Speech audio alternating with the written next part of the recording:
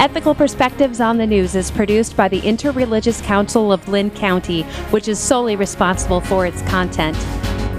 The views and opinions expressed on this program do not necessarily reflect those of the staff and management of KCRG TV9. Good morning and welcome to Ethical Perspectives. My name is Quinn Pettifer. I am the moderator for this morning's session and also with the Gazette. This is my first time as a host on Ethical Perspectives. So one of the things I've learned over the years when I'm hosting or emceeing anything is that it's all about the panel. It's all about the panelists. You get a good dynamic group of people together. My role is pretty easy, so I've done just that with me today. I'm very excited. And our topic for today is actually about opportunity workforce. And it's a relatively new concept. We talk through about recruitment and recruitment strategies when it comes to employers that are looking for talent outside of our market, outside of our region, not only for the experience and maybe specific positions to fill, but really selling the region as well. So you've got brand new people in. The term, though, opportunity workforce, this is a relatively new topic. It's a relatively new subject that's been going around about the current and who is in our community right now that perhaps for one reason or another they haven't reached their greatest potential when it comes to employment, when it comes to career opportunities. And there's a lot going on when it comes to opportunity workforce, and I'm very excited to be talking with you three ladies today because you're all representing different realms and different organizations that are doing great work when it comes to what I would reference as the underutilized workforce. So, and with me today we have Carmen Heck, who is with Goodwill Industries, Goodwill of the Heartland. We have Kate Pine with IowaWORKS, and we have Jasmine Almoayed with the City of Cedar Rapids. So, thank you guys. Got you on the last name. All right, score. You folks should have heard us before. We're having way too much fun already. So let's just jump in. Let's talk a little bit about the current workforce climate when it comes to our region, because I think getting an understanding of what is currently out there, what's currently the need versus what we're going to be seeing well into the future. And Jasmine, I actually want to start with you because your position within the city and within economic development, you're talking to a lot of different employers. You're talking to a lot of different groups that are looking at the current. What's the take? What's the focus? Well, I think that there's kind of two sides to that. So obviously workforce development in the community and the corridor, ICR, Cedar Rapids, has been something that's been a focus for quite some time. And so I think that there's kind of two sides to that story. There's always going to be that need to find engineers for our large employers, professionals for the healthcare industry, for the finance, insurance, and real estate community. But we also still maintain a very large manufacturing presence. It still is our largest industry sector in the city. So for us, I think one of the biggest struggles is finding individuals to work in that sector. And it's something that has been talked about, I think, ad nauseum. We've all been to conferences for at least 10 years in my instance, probably much longer than that, talking about the challenges of recruiting into those types of positions, technical positions, low to middle skills types of work. And so those are the types of jobs that, going out and trying to recruit young people to move here maybe isn't always going to be the #1 strategy to try to fill those types of roles. So one of the things we've been having a lot of conversation about recently is this concept of workforce opportunity. So how are we taking individuals who are employed but maybe underemployed in the community, or who haven't been able to engage in workforce participation in a meaningful way that could help not only these employers meet their production goals by keeping, the demand for employees, by being able to meet that demand, but also to help these individuals who maybe are working in service sector jobs for, minimum wage or just over. An increase to a $15 to $17 an hour job can mean all the difference in the world to somebody who might be struggling with poverty, or who's working a couple of different jobs to try to meet the needs of their families. So that's been a conversation we've been having a lot lately. So there are a number of challenges where that's concerned. Some is just dealing with the types of wraparound services that some of these individuals might need, or the different types of challenges that they may face, barriers to employment. Some of it's just marketing. I mean, it's how do you find people who are already working 2 jobs and let them know that, hey, these manufacturing plants in Cedar Rapids or some of these warehouse and distribution companies, logistics companies have great positions that could be offering a higher wage. So they're not easy challenges to solve, but there are people who are kind of like working in all of these different areas and firing in all cylinders, and hopefully we'll be able to make some progress. Yeah, you mentioned awareness and access, and we're going to get into a little bit more of the who's doing what in that sector, and I think that's a great segue into getting to know Kate. So Kate, can you tell us a little bit more about IowaWORKS and just and the work that you're doing? Sure. So IowaWORKS is a part of the Iowa Workforce Development and our Workforce and Innovation Opportunities Act partners. So like Kirkwood Skills to Employment, AARP, the Job Corps. So we are all co-located vocational rehabilitation services. And we're part of the American Job Center Network. And so we're offering services directly to job seekers, but also to employers to help them fit that need. So it's about the connection between the job seeker and the employer, finding the right skill sets, finding the right fit, and helping them with that connection. Excellent. That's wonderful. And in your work with all of these hubs, because you guys are kind of that central location hub, in terms of current workforce and in terms of the current climate, I know we're pretty okay right now in terms of our unemployment rate being at, I think it's 2.4, 2.5% right now. What do you guys see as the, you know, we're proud of where we are for unemployment rate versus resting on our laurels? Can you go into a little bit more about that? Some of the statistics and the research that's been done through the Future Ready Iowa initiative is showing that we are actually not meeting the needs of our current employment needs. So there's a real gap in skills of what employers are advertising today. But then when we start looking at the future at 2025, which is kind of a critical year, the jobs are going to shift a little bit and we won't be able to fulfill the needs of the future jobs, because we're looking at something like 70% of Iowans need to have middle skills, which is a credential beyond high school, in order to meet the needs of employers. But currently we're still having problems with meeting the needs. And I'm sure in the discussions that you've had, it's, I can't find somebody that can do X, or they don't quite have the right skills, or I'm gonna lower my expectations in the minimum qualifications. So we're kind of looking at how can we build up those skills and connect people. So not just resting on celebrating what we have today and the needs of today, but looking for tomorrow. And speaking of great things being done today in very specific sectors, Carmen, talk a little bit about Goodwill and the work within your relationships, not only with the employees, but with your contracts with employers, job training, all the above. You've All right, well, Goodwill is a not-for-profit, and we provide job training and job placement and support services to people who experience barriers to independence. And so that includes providing specific training programs, as well as soft skills training and the support services that help those people succeed when they get employment, so that they can maintain those jobs. And some of our training programs include light manufacturing, Walgreens, retail certification, hospitality training, and we'll be adding some new training programs down the road in 2018 and 2020. So with the focus on work-based learning and certification programs, really to help people move ahead and find those jobs that can help them earn a higher wage and hopefully help the state of Iowa meet its goals. You're really thinking about the whole person too, which is always impressive. Yeah, there's so many people who are unemployed or who are underemployed who could do so much more for the state of Iowa. People with disabilities, I think the unemployment rate for people with disabilities in Iowa is barely 50%. That's so great.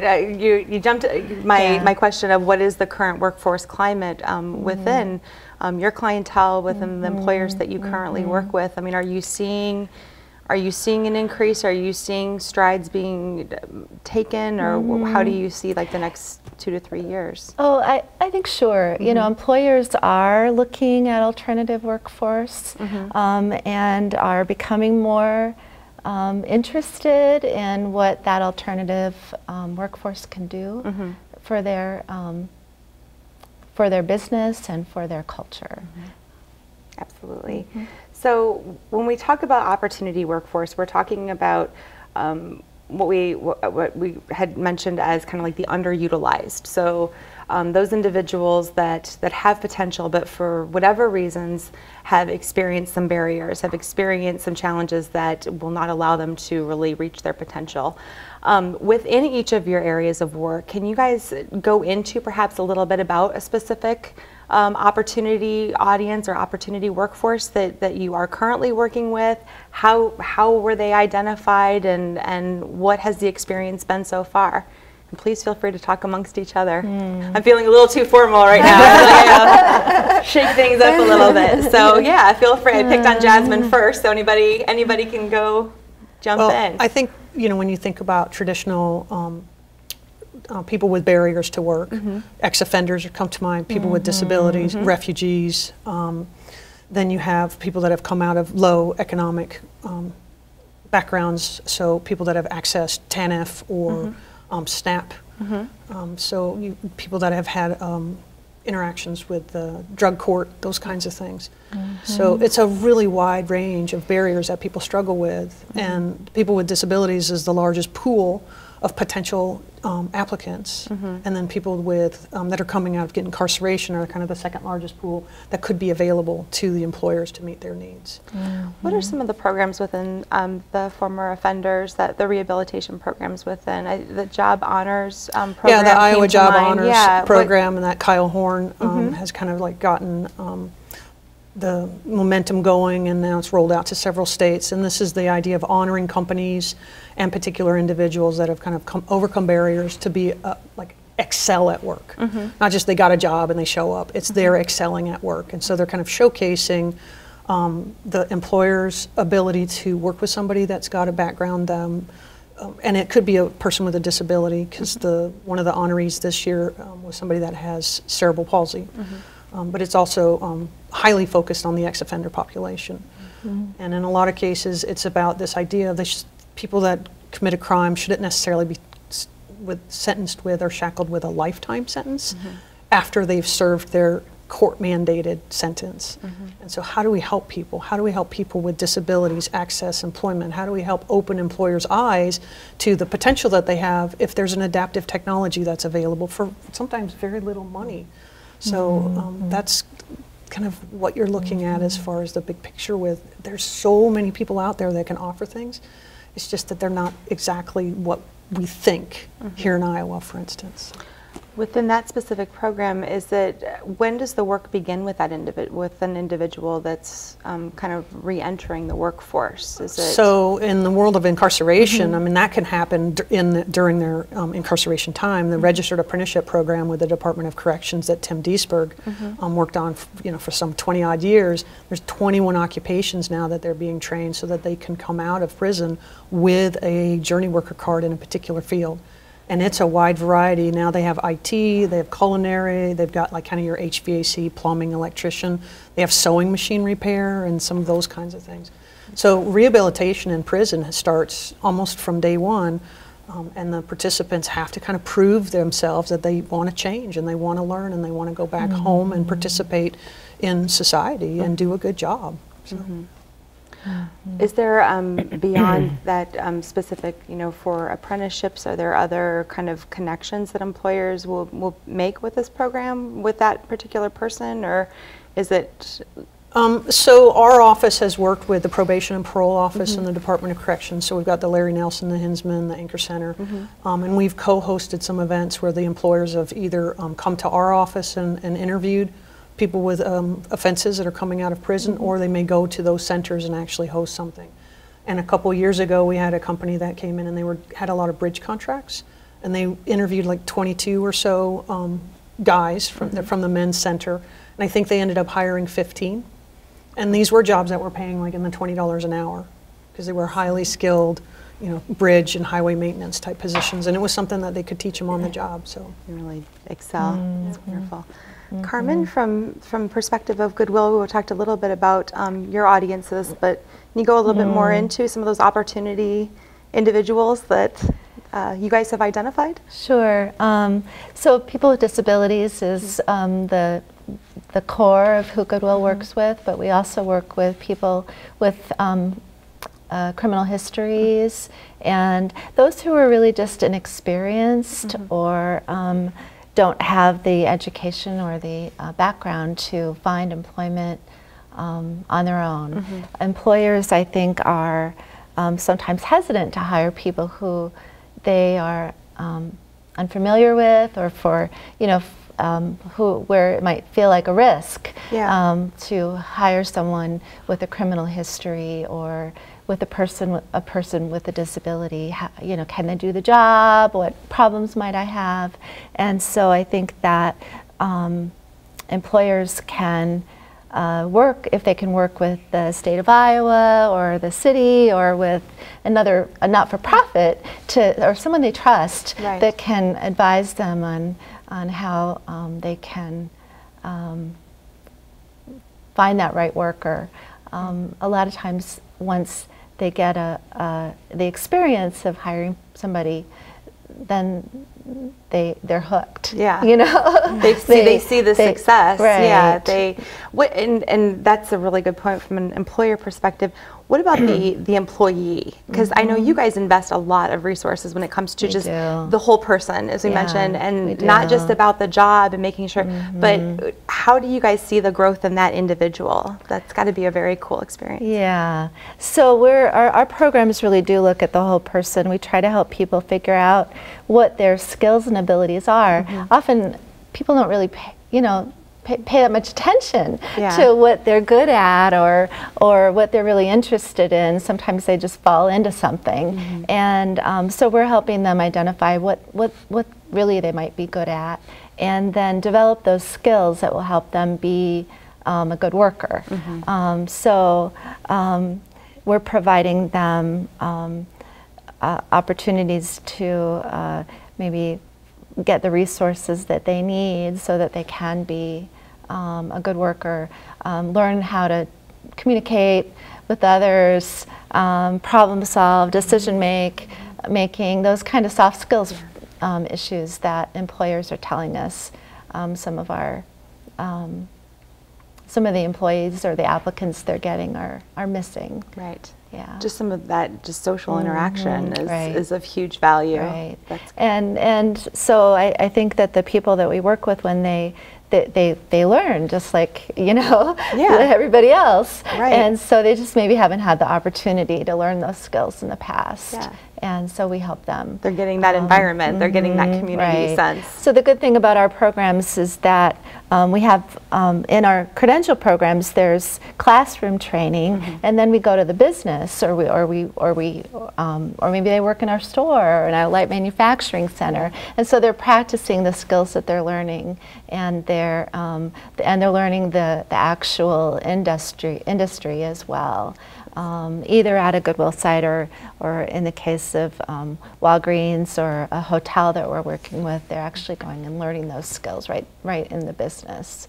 And the good thing about the employer is, for the employer, they get to see the good worker, and they have an opportunity to hire them directly from that experience if they want. That's got to be a fun milestone too, to be able to celebrate those wins. For sure. Especially in both of those instances, I think it's great to be able to stop and really look at the work that's been done. So.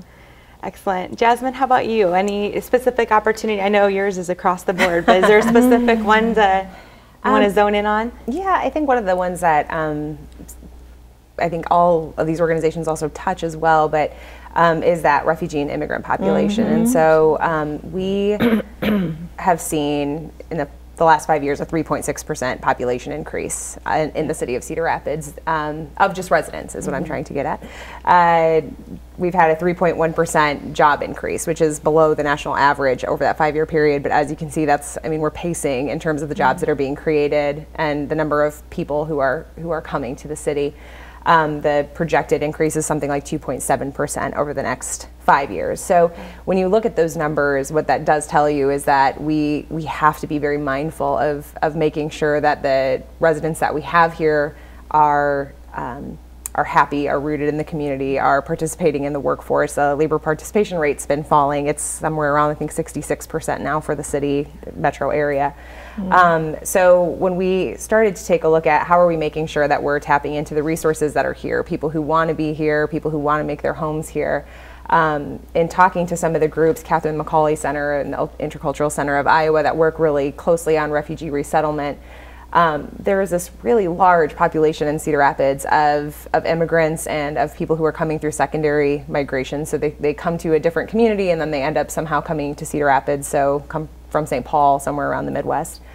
That currently, we have found through these conversations with these agencies that are providing support services that a lot of these people are, driving an hour away to work in meat packaging facilities, or, are having a hard time finding employment because of things like language barriers, but maybe they had, a doctorate in their home country. So there's, it does run the gamut. There are, people who are coming as immigrants who are highly skilled, highly educated, who had professional jobs, and maybe the language barrier is the only thing. And then there are people who have been in refugee camps for the last 30 years and really, are coming out of a situation where their basic needs weren't even getting met. So we do know what we have is a population of people who are very grateful to be here, who are wanting to, establish homes for themselves and lives for themselves and livelihoods for their families. And so we were fortunate enough to find some employers who have been very actively engaged in some pilot programs that we're doing in conjunction with Kirkwood and IowaWORKS and some others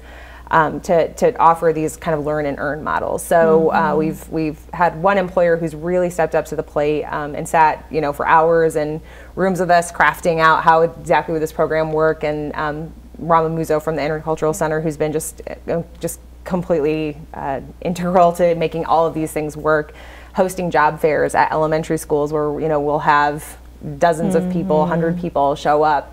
That's been something that I think has been eye-opening, is that it's this concept of if you remove barriers, if you invite people, if you make sure that you actually have someone who is going into the community and who has these relationships with different types of residents, whether it's the refugee population, whether it is someone, persons with disabilities, whether it's somebody who was formerly incarcerated or veterans or whomever. I think having someone who speaks that language and who can kind of help bring people along. Yeah, absolutely. And truly help people understand that, just because you don't maybe meet on paper the basic requirements that are being advertised, like that doesn't necessarily instantly disqualify you.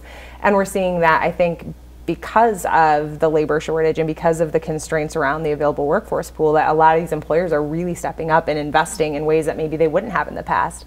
So it's just been, it's been an interesting process to be a part of that and see how that's all been working, and witness some of the challenges that have come along the way, but also the success stories and seeing the gratefulness of the people who now have these positions, and of the employers who are actually starting to fill some of these persistently difficult to fill positions. So I think the common thread in all of this is just that emotional, not only just the I have a paycheck, I have a job, I have the opportunity to kind of advance myself, but just that social connection, that emotional opportunity. And I know specifically, Jasmine, and you mentioned Rama, working within the immigrant and refugee populations, they want to get involved. They want to be a part of this community. I mean, they're here to be, with their families and to celebrate. So I really do. I think that common thread in all of this is that it's not just about that paycheck. It's really about, I want to be a part of this community. I really want to have a full experience. Belonging. It is. Yeah. It really does. It feels like there's a lot to that. Let's talk a little bit more about the employers, because I think part of this is just it's still relatively new, and I think a lot of it is direct conversations with it. Each one of your organizations are having direct conversations with employers about, look, we have this workforce that has these capabilities. How far along are we? Anybody can jump in. How far along are we in working with employers, and how far do we have to go, and what should we be doing to continue to drive this awareness? So I think almost all the employers that I've talked to or been in like conferences with, is they're starting to be willing to hear, but there's still, I think, some hesitation. How can I mitigate my risk? How do I insure this person? How do I bring them on without the training and then provide the training?